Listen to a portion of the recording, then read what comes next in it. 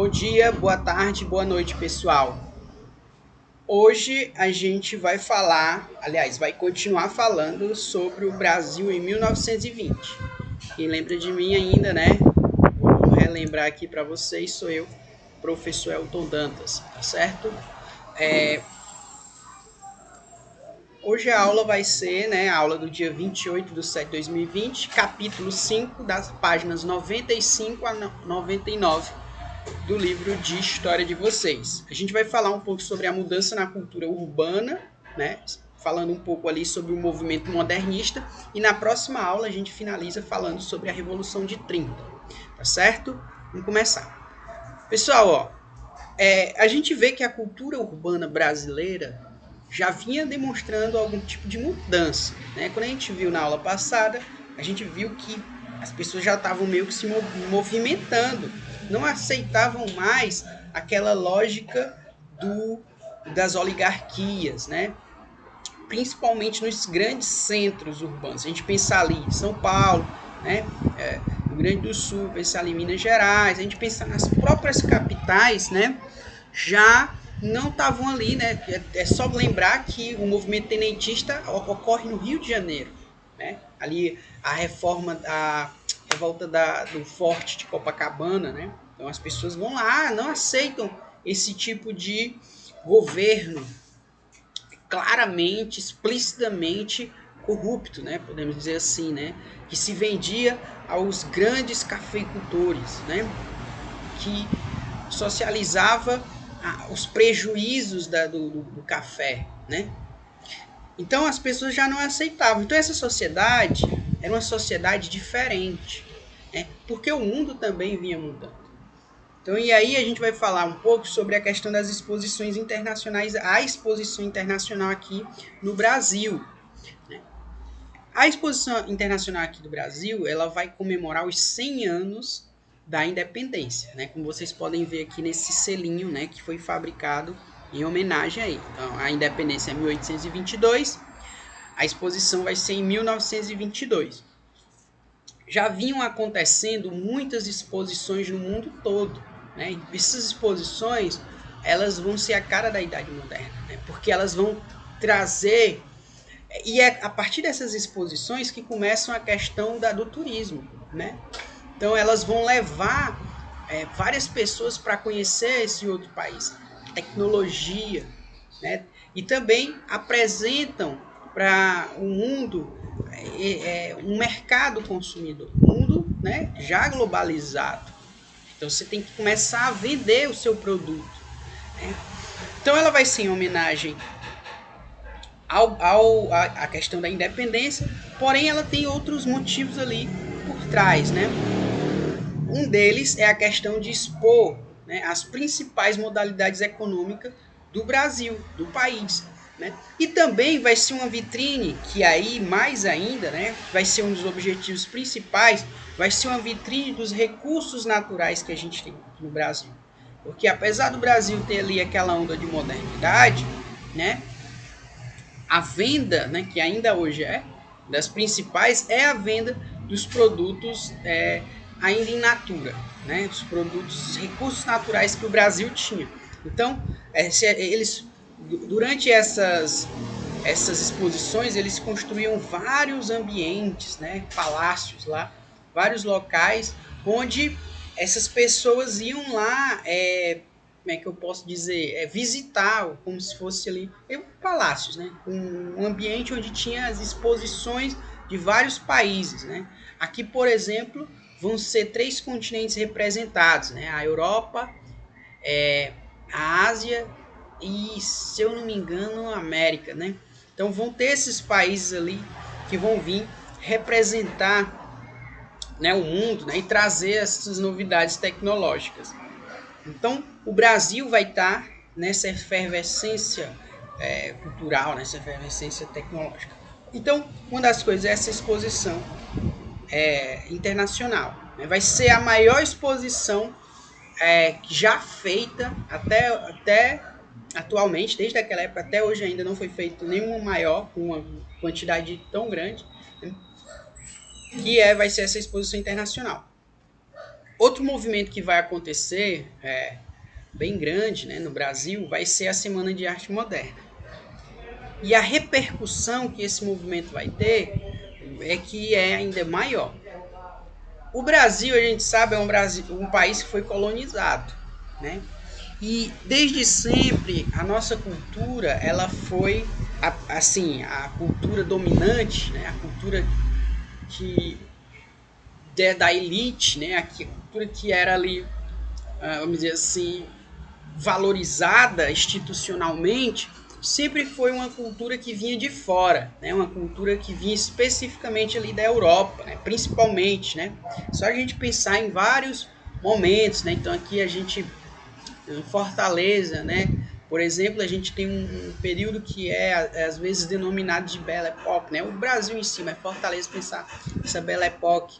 E aí a gente olha para as ruas do centro, a gente olha para a arquitetura do centro, todas elas ali sofrendo grande influência da cultura francesa, né? As pessoas mudavam o nome, né? Era chique falar francês, era chique ter uma cultura que era importada ali do mundo europeu. A própria arte, ela se expressava, né, através de de rígidas regras, né? Então, a Semana de Arte Moderna, ela vem com esse caráter transgressor, né? Vai ser um movimento que vai tentar valorizar a cultura, mas uma cultura que vai ter características próprias do Brasil. Tanto que vou mostrar aqui 3 expressões delas, né, que a gente vai observar um pouco disso. E vai ser um ataque à lógica conservadora, um movimento transgressor, como eu disse. Uma das ideias que ela traz é essa lógica aqui do chamado movimento antropofágico. É uma referência à própria ideia de Brasil. Se a gente lembra dos povos nativos brasileiros, né, existia um hábito religioso que ficou muito famoso, né, por ser muito pitoresco, né, muito diferente para os europeus, que era a antropofagia. O que era essa antropofagia? Os índios, eles, o próprio nome diz, né, fagia é comer e antropofos é homem, né? Então é comer o homem, comer o humano, né? Comer o ser humano. Então, o que era essa antropofagia? Como eu disse, era um ritual religioso que os indígenas devoravam seus inimigos ou as partes que eles achavam mais importantes de seus inimigos com o objetivo de absorver aquela habilidade, aquela capacidade. Então, por exemplo, se eles viam uma pessoa que eles consideravam inteligente, eles comiam o cérebro da pessoa, a cabeça da pessoa, para que eles conseguissem, através desse ritual, a força da inteligência daquela pessoa. Então, se era uma pessoa muito forte, tinha os braços muito fortes, comia os braços para conseguir a força. Se era uma pessoa que corria rápido, comia as pernas. Era uma pessoa que era muito viril e assim sucessivamente. Então, os pensadores da Semana Moderna, né, como Oswald, o Mário, a Tarsila, né, entre outros, né, eles vão começar a pensar nesse movimento antropofágico, mas da cultura. Então, a partir dali, o importante era você se alimentar da cultura do outro, mas criando uma própria identidade. Porque se a gente pensar no movimento, no ritual religioso indígena, ele não se transformava no outro, ele só absorvia o que ele vinha de forte nos outros. Então, a Semana de Arte Moderna, ela vem trazendo também essa ideia da antropofagia, no qual você vai absorver a cultura europeia, ou que você considera importante, africana, tal, seja lá qual for essa cultura asiática, estadunidense, canadense, tal, indiferente qual seja, se vai absorver essa cultura, né, mas vai transformar em algo seu, né?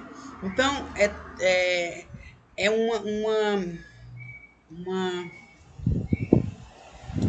uma absorção de poder, mas sempre pensando na questão da identidade brasileira, o que é ser brasileiro, não é? Então, aqui eu trouxe aqui alguns artistas e algumas formas de como eles se expressam. Então, primeiro na literatura, né, o Mário de Andrade, né, e aí vocês têm esse poeminha aí dele, né, onde a gente vê esse caráter também anti-elitista, né? Então, você vê aqui, né? Vamos ler aqui o poemazinho. Ele diz assim: eu insulto o burguês, o burguês níquel, burguês, a digestão bem feita de São Paulo, o homem curva, o homem nádegas, o homem que, sendo francês, brasileiro, italiano, é sempre um cauteloso pouco a pouco.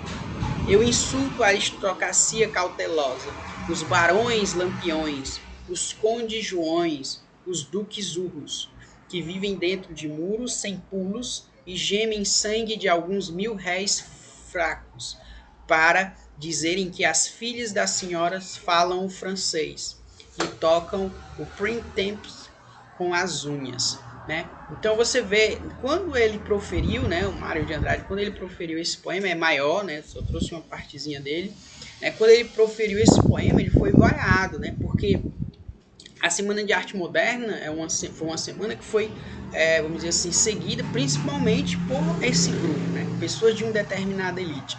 A gente não vê a população mais pobre indo para semanas de arte. Não é uma coisa disseminada na população brasileira ainda hoje, quanto mais nesse período, né? A população brasileira tem outro tipo de forma de se divertir, né? De arte, né? A gente vai ter outras expressões culturais. E o Mário, o Oswald, né? Esse pessoal aí da Semana de Arte Moderna, a Anitta Malfatti, por exemplo, eles vão justamente... tanto que depois...